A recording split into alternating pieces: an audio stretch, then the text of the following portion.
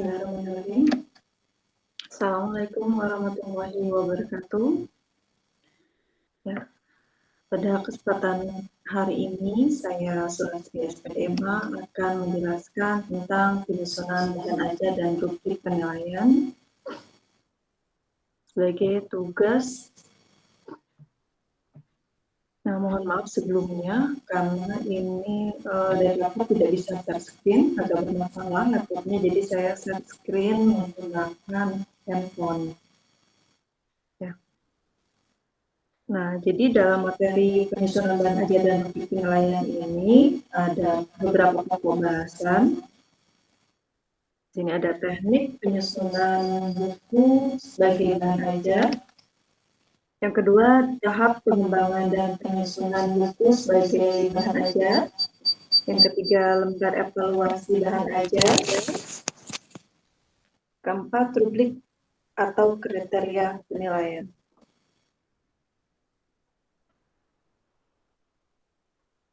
Oke, kita langsung masuk ke materi yang pertama. Itu ada teknik penyusunan buku sebagai bahan ajar. Nah, jadi sebelum kita memasuki atau mengetahui atau mempelajari teknik penyusunan buku sebagai bahan ajar, kita harus tahu dulu apa itu bahan ajar, karakteristik bahan ajar, kemudian apa saja jenis-jenis bahan ajar, dan kemudian nanti kita masuk ke teknik penyusunannya.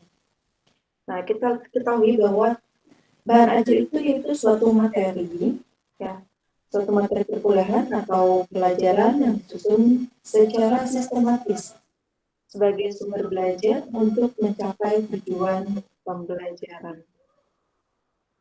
Nah, di sini ada jenis-jenis bahan ajar.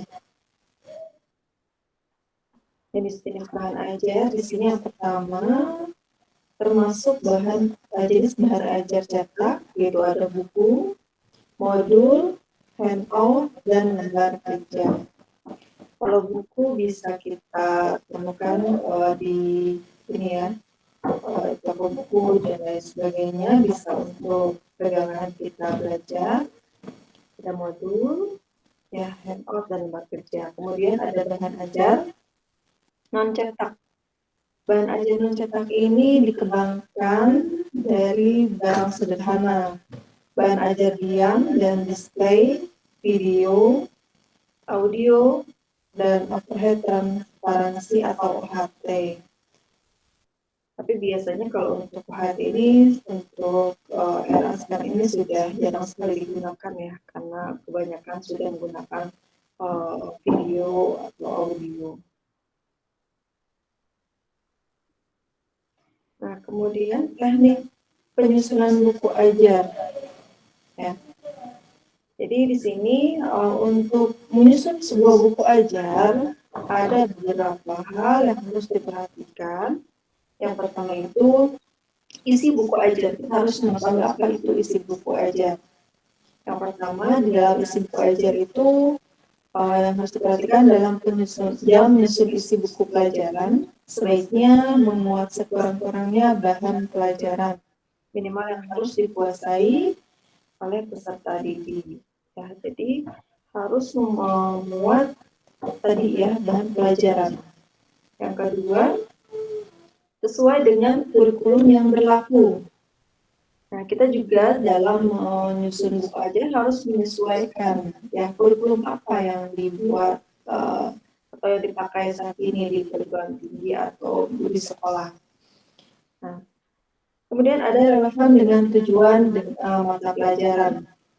Kalau di sekolah kita harus bisa membuat sebuah bahan ajar dengan yang sesuai dengan tujuan mata pelajaran tersebut. Dan begitu pun di perguruan tinggi kita harus mampu membuat bahan ajar sesuai dengan tujuan mata kuliah dari masing-masing mata kuliah tersebut. Kemudian memiliki nilai kebenaran ditinjau dari struktur keilmuan. Nah, di sini keabsahan keilmuannya harus benar-benar ini ya, memiliki nilai kebenaran. Ya. Yang kelima, sesuai dengan perkembangan ipteks. Nah, Jadi dalam membuat bahan ajar atau buku ajar ini harus sesuai dengan perkembangan ilmu pengetahuan, teknologi, ya. Karena tadi juga kita harus menyesuaikan dengan kurikulum. Dan apalagi sekarang di era digital ini, yang perkembangan teknologi itu sangat berkembang pesat.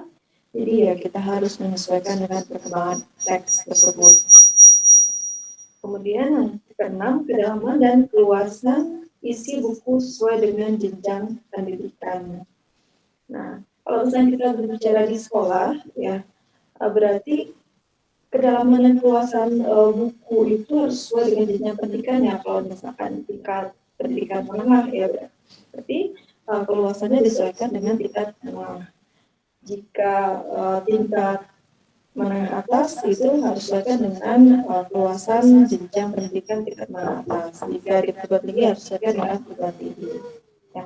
Jadi itulah isi buku ajar yang harus ada di dalam sebuah bahan ajar. Nah, cara penyajiannya bagaimana? Di sini kita akan melihat cara penyajian sebuah buku ajar. Itu yang pertama urutan uraian, ya. Urutan uraiannya teratur ya. Sequence-nya itu harus teratur. Dari yang mudah ke yang sulit. Nah, untuk penataan penyajiannya di sini ada 6 poin. Yang pertama sederhana ke kompleks. Jadi dari yang sederhana ke yang rumit, ya penyajian materinya. Dari mudah ke sukar atau ke yang sulit. Kemudian saling memperkuat bahan kajian terkait.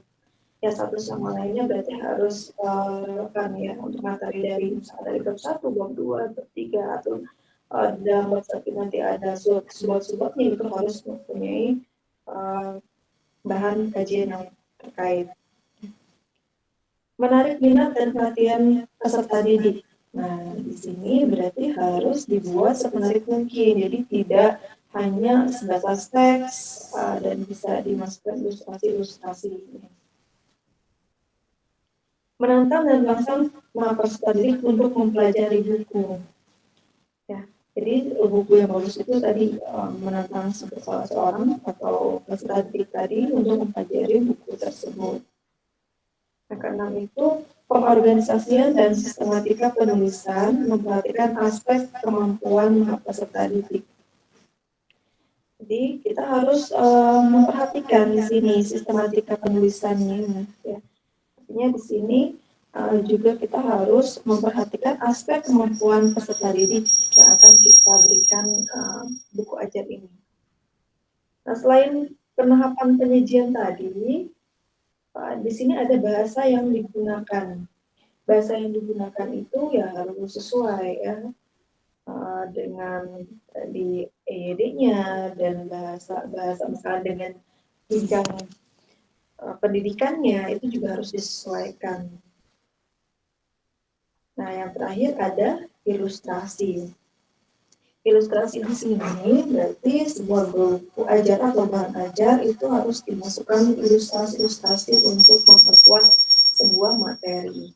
Ya, ketika seseorang atau terutama peserta didik yang di jenjang sekolah, ketika membaca buku ajar itu disertai dengan ilustrasi itu akan mampu meningkatkan pemahaman yang lebih cepat ya dibanding hanya sekedar teks-teks atau penjelasan-penjelasan saja. Nah, itu merupakan teknik penyusunan buku ajar. Kemudian di sini kita lanjutkan materi selanjutnya ada mengembangkan evaluasi penilaian. Nah, kita ketahui bahwa penilaian adalah mengambil suatu keputusan terhadap sesuatu dengan ukuran baik buruk. Ya. Yang selain itu, penilaian bersifat kualitatif, pernyataan relatif dalam kata-kata. Nah, di sini penilaian terhadap bahan ajar sangat penting untuk memperbaiki kualitas bahan ajar. Bahan ajar yang berkualitas menjadi sumber belajar, peserta didik dapat menunjang keberhasilan belajar.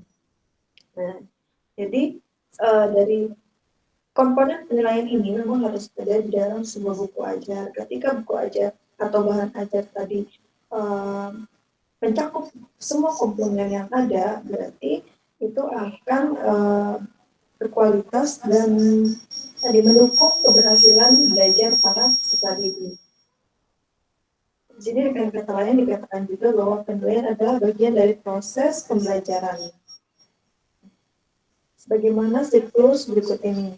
Di sini ada siklus yang dimunculkan. Yang pertama ada rancangan ya. Di sini evaluasi program pembelajaran, evaluasi pembelajaran program pembelajaran ini. Yang pertama ada rancangan. Rancangan ini kita lihat di sini ada profil, pencapaian atau CPL di sini. Ada mata kuliah, rangkaian mata kuliah, struktur kurikulum. Nah, ini ada RPS, rancangan pembelajaran semester. Nah, dari RPS nanti dituangkan ke proses pembelajaran. Dalam pembelajaran ini di sini ada proses dan asesmen hubungan sarana prasarana ini yang mendukung dalam proses pembelajaran tersebut. Nah, di dalamnya yaitu ada dosen, ya aktivitas pembelajaran ini ada dosen, ada mahasiswa, dan juga sumber belajar. Nah, sumber belajar juga bisa kreatif, bisa banyak digunakan, tidak hanya buku ajar ya, tapi sumber belajar itu bisa dengan alat dan lain sebagainya untuk digunakan menjadi sumber belajar.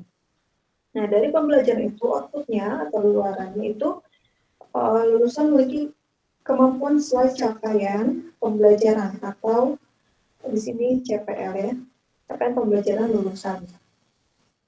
Nah, itulah evaluasi program pembelajaran. Ada 3 tahapnya, ada rancangan, pembelajaran, kemudian luaran.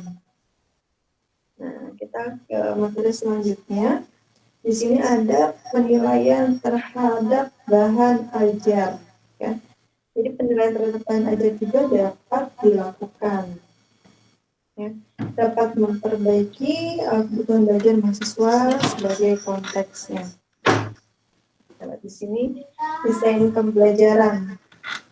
Desain pembelajaran dari yang pertama mengidentifikasi CPL yang dibebankan pada mata kuliah, kemudian menjabarkannya, kemudian menganalisis kebutuhan belajar mahasiswa sebagai konteksnya, membuat analisis pembelajaran, merumuskan kinerja hasil belajar mahasiswa dan indikator dan kriteria penilaiannya. Kemudian ada mengembangkan instrumen penilaian yang kelima. Yang keenam, mengembangkan bentuk, metode, strategi pembelajaran, menyusun RPS, menyusun materi pembelajaran, sampai dengan yang terakhir yang 11 itu merancang dan menyusun evaluasi sumatif, yaitu merupakan penilaian terhadap bahan ajar. Ya. Nah, yang terakhir di sini ada beberapa aspek penting yang dinilai dari bahan ajar. Yang pertama itu dilihat dari segi materi. Nah, materi ini harus sesuai dengan mata kuliah atau tujuan mata kuliah. Ya. Dan materi ini pun teoritisnya harus benar sesuai dengan keabsahan keilmuan. Kemudian penyajian materi. Penyajian materi di sini harus runtut, yang tadi sudah dijelaskan, dari yang sederhana ke yang kompleks, dari yang mudah ke yang sulit. Keterbacaan di sini harus mampu atau bisa menggambarkan materi dengan baik, ya, sehingga peserta didik yang membaca bahan ajar tersebut itu bisa dengan mudah menangkap materi tersebut. Kemudian teks, wacana, dan gambar atau ilustrasi. Ini juga penting untuk melengkapi adanya bahan ajar atau melengkapi teks dalam bahan ajar tersebut untuk menguatkan. Dan yang terakhir merupakan kebahasaan. Nah, ini juga perlu diperhatikan, kita akan memberikan bahan ajar kepada jenjang mana. Jadi harus benar-benar disesuaikan kebahasaannya. Oke, baik. Mungkin itu saja yang bisa saya jelaskan mengenai di penyusunan bahan ajar dan rubrik penilaian. Kurang lebih maaf ya, karena ini ada kendala teknis laptopnya, jadi tidak bisa maksimal share PowerPoint-nya sehingga tadi bisa lewat HP. atau menggunakan HP. Terima kasih. Semoga bermanfaat. Assalamualaikum warahmatullahi wabarakatuh.